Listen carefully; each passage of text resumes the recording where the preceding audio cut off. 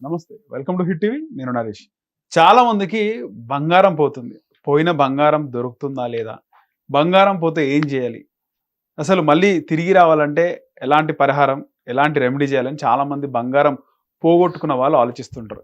ఇంకొంతమంది అయితే బంగారం పోతే మంచిది అని. సో వేరే వాళ్ళు చెప్తున్నా బాగా అనిపించినా కూడా లాస్ అయింది ఆ పర్సన్ కాబట్టి ఆ పర్సన్‌కి లాస్ అయిన బాధ ఇంకా ఉంటది. సో పోయిన బంగారం తిరిగి రావాలంటే ఏ విధంగా, ఎలాంటి రెమెడీస్ పాటించాలి? మాట్లాడదాం ఈరోజు మన స్టూడియోలో ప్రముఖ జ్యోతిష్యులు, అమ్మవారి సేవకులు, గణపతి దత్త ఉపాసకులు మురళీధర శర్మ గారు ఉన్నారు. గురుగారు నమస్కారం. మహాదేవ శ్రీమాత్రే నమః. గురుగారు, చాలా మందికి బంగారం పోయిన తర్వాత ఆ బంగారం తిరిగి వస్తుందా? అసలు ఎందుకు ఇంత అజాగ్రత్తగా ఉన్నాము? బంగారం పోయిందని నెలలు తరబడి బాధపడే వాళ్ళు చాలా మంది ఉంటారు. నా బంగారం కూడా పోవడం జరిగింది. నేను కూడా చాలా రోజులు బాధపడ్డాను. మీకు కూడా తెలుసు. కానీ తిరిగి రాలేదు అది. కానీ చాలా ఖరీదైన బంగారం ఇష్టంగా, లేకపోతే ఒక నిషాన్ అంటారు కదా, ఒక మన పూర్వీకుల జ్ఞాపకార్థం బంగారం ఉంటుంది. అలాంటి బంగారం పోయినా, ఎలాంటి బంగారం పోయినా కూడా తిరిగి రావాలంటే ఏ విధంగా పూజ చేయాలి? ఏవైనా రెమెడీస్ చెప్తారు? ఇప్పుడు మీరే దీనికి ఉదాహరణ. ఉమ్, మీకు సంబంధించి ఏ విధంగా జరిగిందో మీరే చెప్పండి ముందు. ఉమ్. దాని తర్వాత నేను చెప్తా. అంటే బంగారం పోతే మంచిది అని అన్నారు బంగారం పోయినప్పుడు. కానీ నాకు మంచిది అన్నారు కానీ ప్రశ్నాశాస్త్రం ద్వారా ఎవరు తీశారు ఏమిటి అనేటువంటి విషయాన్ని మీకు చెప్పడం జరిగింది. అవును చెప్పారు. అది ఒక్కసారి మీ నోటి ద్వారా ఆడియన్స్కి. అంటే మీ దగ్గరకు వచ్చినప్పుడు ఆ మాటల్లో మాట దగ్గర వాళ్ళే తీసినారు. అక్కడ ఒక కలర్, అంటే హ్యాష్ కలర్ ఉన్నాయి. అక్కడ వాటర్ కూడా తిరిగింది, వాటర్ పారే ప్రదేశం అని చెప్పినారు. తీసిన వ్యక్తి ఏ కలర్ షర్ట్ వేసుకున్నాడో కూడా చెప్పడం జరిగింది.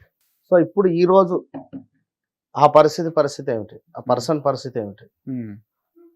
బాగున్నాడా బాగాలేడా? బాగాలేని పరిస్థితి ఉంది గురువు. సో బంగారం పోవడం అనేటువంటిది ముందుగా ఇది ఒక మనకు ఒక దాన్ని ఏమంటారంటే దురదృష్టం. ఫస్ట్ పోవడం. జాతకరీత్యా మన యొక్క వ్యక్తిగత జీవిత రీత్యా బంగారము అనేటువంటిది మిస్ అయింది అంటే అది మన దురదృష్టం. అంతే అంటారా? కొంత తల్లిదో తండ్రిదో లేదా వంశపారంపర్య రిలేటెడ్ ఉండేటువంటివి మనము చాలా జాగ్రత్తగా కాపాడుకోవాలి. అవి కూడా మిస్ అయిపోయినటువంటి దాఖలాలు ఉన్నాయంటే చాలా బాధ. అందులో భాగంగా నీ ఉంగరం కూడా పాపం. మీ అమ్మగారిదే ఎవరిదో నాన్నగారు. సో బాధాకరమైనటువంటి విషయము అది. అంటే కొంత మేర మనకు కొన్ని సందర్భాలలో ఒక మేలును కల్పిస్తాయి మనకి. ఒకవేళ బంగారం పోతే ఎవడైతే తీశాడో వాడు అత్యంత అధఃపాతాళానికి మనం ఎదుగుతూనే ఉంటాం. వాడు డౌన్ఫాల్ అవుతూ ఉంటాడు, మన కళ్ళ ముందు కనబడుతూ ఉంటాడు, మనం ఏం చేయలేం. సరే ఓకే అనుకుంటాం. అర్థమైందా చెప్పింది? సో పుట్టగతులు కూడా ఉండవు అనేటువంటి పరిస్థితికి వస్తాడు. ఎవరి బంగారం తీసినా, ఆడబిడ్డ సొమ్ము తిన్నా, గుర్తుంచుకో, మళ్ళా చెప్తున్నా, ఆడబిడ్డ సొమ్ము ఎవరు తిన్నా, ఎవరి బంగారం దొంగలతనం మనం చేసినా కూడా వారి ఇంట్లో కానీ వారి కుటుంబంలో కానీ ఎదుగుదల బొదుగుదల అనేటువంటిది ఉండదు. ఖచ్చితంగా ఉండదు. తీవ్రమైనటువంటి ఇబ్బందులు ఉంటవి. సంతానం కాదు, ఒకవేళ అయినా వారు పర్ఫెక్ట్గా ఉండరు. కొడుకులు మన లవ్ మ్యారేజ్లు కానీ లేదా కులాంతర వివాహాలు చేసుకోవడము, కోడలకు అత్తకు పడకపోవడాలు, గొడవలు జరగడాలు, కలిసి ఉండకపోవడాలు, విపరీతమైనటువంటి సొంత అన్నదమ్ములే గొడవలు పెట్టుకునే పరిస్థితి ఉంటుంది. ఆ రేంజ్లో ఇబ్బందులు ఎదుర్కోవాల్సి వస్తుంది. ఆడబిడ్డ సొమ్ము తిన్నా, బంగారం తిన్నా, ఎవరికైనా మనము ఈ రెండింటికంటే ఇంకా పవర్ఫుల్ మాట ఒకటి, చెడు కోరుకున్నా ఎవరి చెడు కోరుకున్నా. వాడు ఖరాబు కావాలి అని మనం మనసులో అనుకున్నా, వాడు నాశనం కావాలని నువ్వు ఏదైనా పూజ చేసిన, హ్మ్. Like black magic. హ్మ్. విన్నారా? అలాంటి వారు కూడా ఉన్నారు. ఎన్నో కాల్స్ మాట్లాడుతున్నారు, చాలా కాల్స్. కనుక ఇలాంటి సందర్భంలో ఉండేటువంటి వారు అధపాతాళానికి పోతారు. సో మరి దీన్ని మనం ఎట్లా కాపాడాలి, ఎట్లా పొందాలి తిరిగి? ఒక మనిషి కానీ ప్రశ్నాశాస్త్రం ద్వారా మొన్న ఒక మనిషి తప్పిపోయాడు అని చెప్పి కాల్ చేశారు. హ్మ్. పిల్లలందరూ కలిసేట వెళ్ళారట. 15 మంది 16 మంది పిల్లలు. పిల్లవాడు తప్పిపోయి ఉన్నాడంటే ఫలానా వైపులో ఉండేటువంటి ఒక దేవాలయం వద్ద వెతకండి, మీకు లభిస్తాడు అని చెప్పడం జరిగింది. ఆ దేవాలయం దగ్గర ఉండేటువంటి హాస్పిటల్లో కొంత తన తలకు గాయమై దేవాలయం పక్కన కొంచెం నియర్ బై ఉండేటువంటి దగ్గర ఆ దేవాలయానికి వెళ్ళి సీసీ కెమెరాలో కనబడ్డాడు. ఆ దేవాలయానికి వెళ్ళి ఒకరోజు అక్కడ ఉండి వెళుతుండగా చిన్నగా ప్రమాదం జరిగింది. సో అంటే ప్రశ్నశాస్త్రం ఆ విధంగా ఉంటుంది.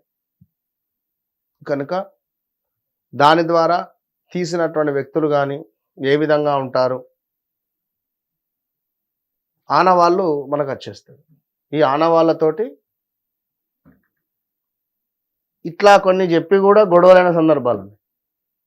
కనుక వాస్తవానికి ఎక్కువ నేను చెప్పను ఈ ప్రశ్నశాస్త్రం. ఎందుకంటే ఇప్పుడు నువ్వు ఆ రోజు చెప్పిన క్లియర్గా, నువ్వు వెళ్ళి వాడిని అడిగితే నేను తీయలేదు అంటాడు. ప్రూఫ్ ఏది? సో 100% తీశారు. అట్లా ఉంటుంది కొన్ని.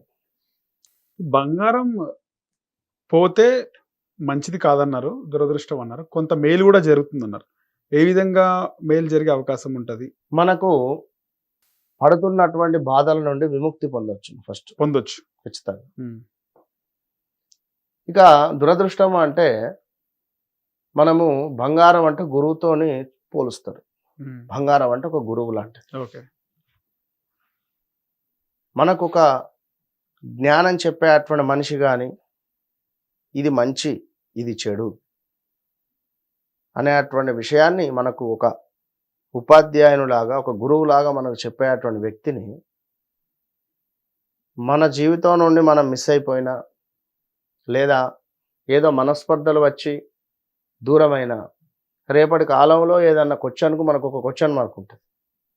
ఓకే. సో ఎప్పుడైనా ఎవరితోనైనా ప్రేమగా ఉండాలి. మరి పోయినటువంటి వస్తువును తిరిగి పొందాలి అని అనుకుంటే సాక్షాత్తు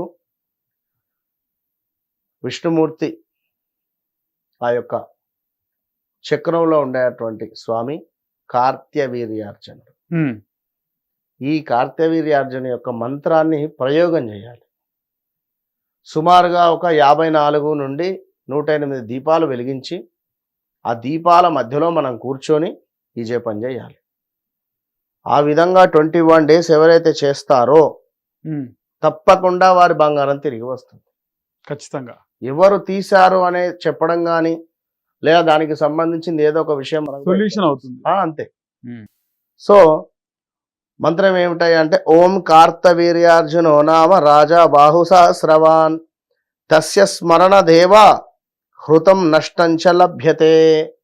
ఓం కార్తవీర్యార్జునో నామ రాజా బహు సహస్రవాన్ తస్య సంస్మరణాదేవా హృతం నష్టంచ లభ్యతే. ఓం కార్తవీర్యార్జునో నామ రాజా బాహు సహస్రవాన్ తస్య సంస్మరణాదేవ హృతం నష్టంచ లభ్యతే. ఇది మంత్రాన్ని ఎవరైతే 21 రోజులు సుమారుగా 108 నుంచి 1008 వరకు ఆ దీపాల మధ్యలో కూర్చొని చదువుకుంటారో, ఆచమనం చేసి ఖచ్చితంగా బంగారం తిరిగి వస్తుంది. ఖచ్చితంగా వస్తుంది. ఒకవేళ ఆ బంగారం తీసిన వ్యక్తి అమ్మేసిన, వేరే వాళ్ళకి ఇచ్చేసిన, అప్పుడు గురుగారు బంగారం ఎవరు తీశారు, దానికి సంబంధించినటువంటి ఆనవాళ్ళు, దానికి సంబంధించినటువంటి ఏదైనా మనకు ఒక వెలుగు కనబడుతుంది. చీకట్లో ఉన్నాం, ఒక దారి ఒక వెలుగు అంతే. వాడు అమ్ముకుంటాడా, దాన్ని వాడు కరగబెట్టి ఉంగరాన్ని వేరే చేశాడా తర్వాత సంగతి అది. ఫలానా వ్యక్తి వీడు తీశాడు అంటే అయిపోయా. మనకు మనకు అనిపిస్తుంది అన్నా, లేదా వాడు ఒప్పుకోవడం అన్నా, లేదా ఎవరితో చెప్పడం అన్న మనకు వినబడడము ఏదో అవుతుంది. ఇక అది భగవంతుడు చూసుకుంటాడు. సో ఈ కార్త వీరార్జునుడికి ఆయనకు అనేక చేతులు ఉన్నట్టున్నాయి కదా గురుగారు. చేతులు అంటే ఒక బాహు పెద్ద కథ ఉన్నది. ఒకానొక సందర్భంలో వారెవరో కాదు, సాక్షాత్తు విష్ణుమూర్తికి సంబంధించినటువంటి అవతారమే.